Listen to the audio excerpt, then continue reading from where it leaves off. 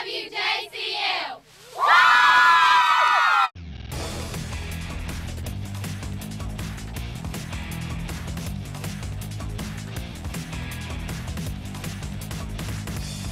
And now for the Frenzy, powered by Savannah State University. You can get anywhere from here.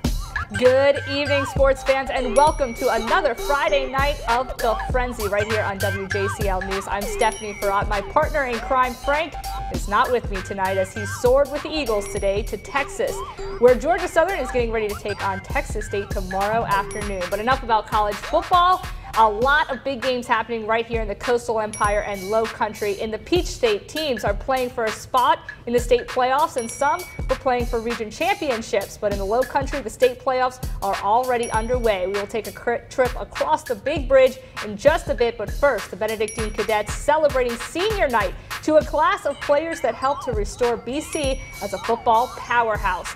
So there would be no better place to have our Chevy tailgate tour hosted by Dan Vaden Chevrolet. Well, as I said, it would be senior night before the game. Dan Vaden helping us tailgate, giving out some free pizza, but Long County get the ball first on a third down here. Nowhere to go for their quarterback. So first play of scrimmage for BC. John Kennedy is going to find some room one way and then breaks a lot of tackles in the middle, breaks a few more, and then he's off to the races. And just like that, one play is all it took. 7-0 Cadets. Senior DJ Owens all over this play as he gets in the backfield there. Then the Cadets, this time Stevie Powers going long to Kennedy, who is going to be tripped up by just a shoelace inside the 5-yard line. So then the next play, it's Chance Jackson finding some room, and he's in 14-0. On the punt return, Brad Stewart, he's going to find some room along the sidelines and gets a nice return here, setting up Benedictine once again. A few plays later, Powers airing it out to Stewart,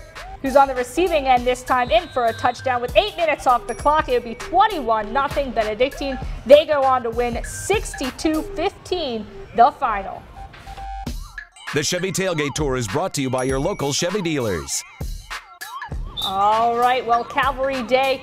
Well, first, Jeff Davis at Groves. We'll get to Calvary Day in just a minute. This one, home team 13-6 in the third quarter. Yellow Jackets with the ball. Justin Knight getting all the way to the third level before being taken down. Then the sweep goes to Donald Boner, and he is going to make a couple of sweet moves before he is tackled. He's even got a little wiggle in him when the play is over. Knocking on the door, Jordan Dumberly is just going to get this one, calling his own number. The two-pointer is good. Jeff Davis goes up 14-13. Later on, Shabari Davis runs out of the read option, and look at him go all the way to the end zone. That's in, but wait, there's more. Rebels, they go for two, and Devin Nixon makes it a reality. Groves takes a 21-14 lead. They go on to win by that final 21-14.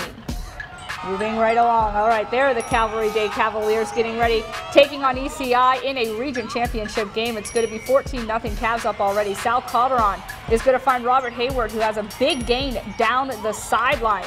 Then Calderon with the faking out everybody, including me. He's going to keep the ball and practically go in untouched to the end zone. It will be 21-0 Calvary Day. Third down for the Bulldogs. Rhett Gay is going to scramble, trying to pitch it to a receiver. Instead, it's going to be a bad move. A.J. Keene is going to jump right in front of this one, and he's going to be off to the races. 28-0 Calvary Day. ECI will punch it in before the half, but Calvary, they go on to win this one 42-7, the final, as they take the region championship. Toombs County taking on Portal.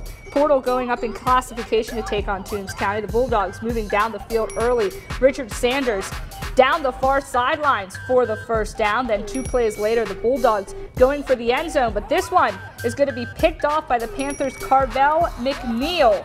The turnover bug then bites the Panthers as they give the ball right back on the fumble. Toombs County now in great field position, but the Bulldogs, they give it right back. Going to the end zone once again. This one is going to be picked off by Carvel McNeil there again. We move ahead to the second quarter. The 4th turnover of the game proves costly for the Bulldogs. The fumble, Chase Kirkland there for the Panthers, and he's going to go 70 yards for the touchdown. The extra point made it 7-0 Panthers. Portal goes on to win this one 20-0, the final. I'm now joined by Chelsea McDonald, and who was in Bullock County. Pretty much, we were all over the place, but Southeast Bullock, Appling County, they were going head-to-head looking for that #1 seed in their region. Yeah, that's right. The Yellow Jackets looking for that #1 seed in their region tonight, and Bullock Academy playing Deerfield Windsor in the first round of the GISA playoffs. And that's right. Let's get on to the highlights.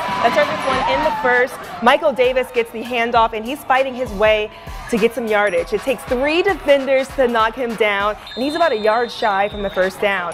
5 minutes left in the first. Quarterback Jalen Wells going to call his own number, head to the outside, and get on in there. Yellow Jackets are on the board first, 7-0, but Appling County is ready to take care of business. Chris James uses his speed to move the chains with 3 minutes left in the first, and that sets up Jason DeWale, fires a laser to Devin Moore. He makes it look easy.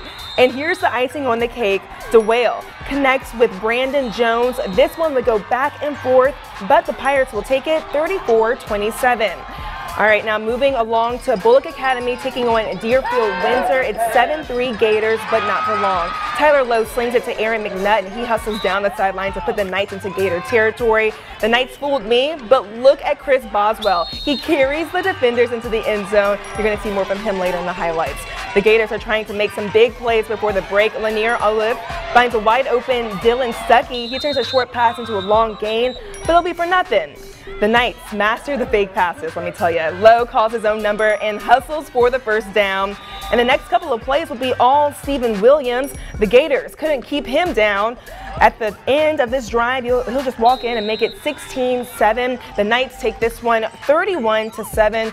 Bullock Academy season is over, Stephanie, but they had a winning one, 7-5. That's right. It's a sad time when you're a winning season and then you lose like that. But Southeast Bullock, Appling County, what a game that was. Absolutely. Appling County coming out on top, but we're going to have more GISA highlights coming up in just a little bit. But first, Glen Academy would be at South Effingham. The Terrors, well, they would terrorize the Mustangs early in this one. DJ Dallas in for the score. Makes it look pretty easy for Glen Academy. Then later for the Terrors, they're going to have to settle for this long field goal try, but it's no problem. It barely goes in over the crossbar. Then Zach Lampert to Dallas, who's going to pick up the big yards over the middle, a little spin move there. He's eventually going to be knocked out of bounds. Then later on, the next possession, Garrison Hurd with a long touchdown run is going to give Glen Academy a 20-0 lead in this one. But don't worry, the Mustangs far from over. South not done. Patrick Brown is going to go through the pack here and finds pay dirt 20-7. But the Mustangs, their comeback ends 27-23. Would be the final in this one. Dodge County taking on Jenkins in a play-in game. Dodge County with the ball, and they will have a run up the middle, but the ball comes loose. Rajamel Reynolds comes up with it. It will be Warriors ball, but Dodge County playing a little defense as well. Kyle Glover and Mitch Tanner share in this sack. More from Glover as he takes this one up the middle, breaking some tackles, and then fighting for some extra yards. Indians knocking on the goal line. Landon Martin is going to call his own number, and he's in for the score. It will be 7-0 Indians. Warriors, they're not giving up though. The draw play goes to, you guessed it, Arkeem Bird.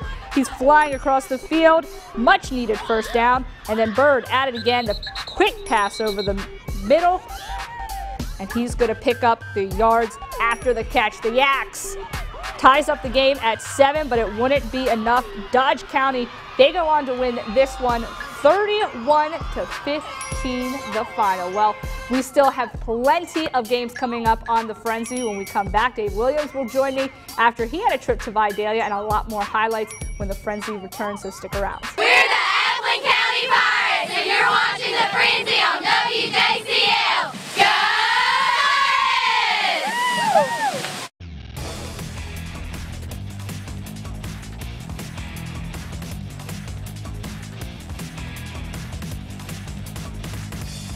And now for the Frenzy, powered by Savannah State University. You can get anywhere from here.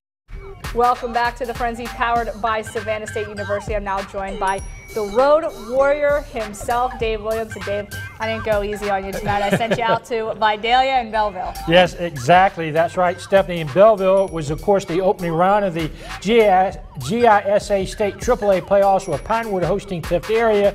But let's begin in Vidalia. That's where the Indians were looking to finish off a perfect regular season as they hosted Bryan County. And the fireworks start on the opening kickoff of Vidalia. Nate McBride, the super sophomore, he fields it, and he's off to the happy hunting ground with reservations for 85 yards in all. But Bryan County, though, that made it 7-0 Indians. Bryan County, though, answers right back on their third play from scrimmage. It's Jeremy McClendon. He will pass the ball here to Trey Smith, and Trey Smith will do some weaving and will weave his way all the way to the payoff pasture. As I try to keep up with him here, I lose sight of him, and he does go into the end zone. We're tied at 7 apiece now. That must have made the Indians mad because they exploded from there. Nate McBride again with his second TD of the night, and it's 14-7 in favor of Vidalia. Then on their next possession, Jordan Black, he will air it out deep to Eric Tillery. This will go inside the Redskin 15-yard line. That led to a field goal as Vidalia finishes off the perfect regular season 45-13 is your final. Over in Belleville, Pinewood hosting Tift area in GISA AAA playoff action, and the Patriots were up 20-0 in the third, looking to add to it. Blake Schumann with a nice run, but on the very next play, this drive will end when Brenley Hagen's pass is picked off by Bailey Cunningham, and he will return it into Pinewood territory. But the Patriots will return the favor on the very next play. Joshua Barnard will get the interception, and he will be headed deep into Tift area territory. In fact, inside the 15-yard line. Caleb Schumann, well, he will get Pinewood even a little closer down inside the 5, but the drive would stall with no points. The story of this game, though, the Pinewood defense, they would make things stand up. John Michael with the interception, thwarting another Tift area drive, and Pinewood moves on to round 2 of the playoffs with a 20-0 win. And Robert Toombs also moves on to the second round of the playoffs. They didn't even have to play tonight. I was going to go there, but they got a forfeit. Yeah, Chris Academy forfeited the game. The coach said they only had about 10 players that could actually play, so they forfeited. So R2CA, they are on to the next round. But GISA, they're in the playoffs. Also in the playoffs is Hilton Head and South Carolina. We're going to go out right now to Hilton Head Christian in the first round, taking on Orangeburg Prep. Orangeburg's Chris Brown shows that he can run it against the Eagles defense. Then just a few plays later for Orangeburg, it's going to be a quarterback sneak, and that's going to give Orangeburg the touchdown and the lead. Crazy play here for the Eagles. The ball is going to be fumbled by Ryan Barry. Then he's going to pick it up, go somewhere on the sideline, and heave it down the field. And there's sitting Zach Witten, just standing in the end zone waiting for a touchdown. It comes his way. Orangeburg's J.J. Union gets the pass, and he's in for the score after breaking some tackle. Indians will end the Eagles season, a close one here, 28-25 the final. Well, Holly Hill would be taking on Hilton Head Prep. The Dolphins playing under the lights at Hilton Head High School. Holly Hill with a short touchdown run here to get on the board. And then Tyler Fox and the Dolphins looking to return the favor over the middle here to Zenon Parker. And look at Parker getting the grab over the middle of the field and then taking the hit to go along with it. Good grab and catch by him. That leads to the Dolphins field goal, the 7-3 at that point. A big first down run here by the Raiders, and that's going to set up just a few plays later. They will punch it in. The next possession, a long throw for a touchdown, is going to give Holly Hill a big lead, and Holly Hill, they end Hilton Head Prep's season 41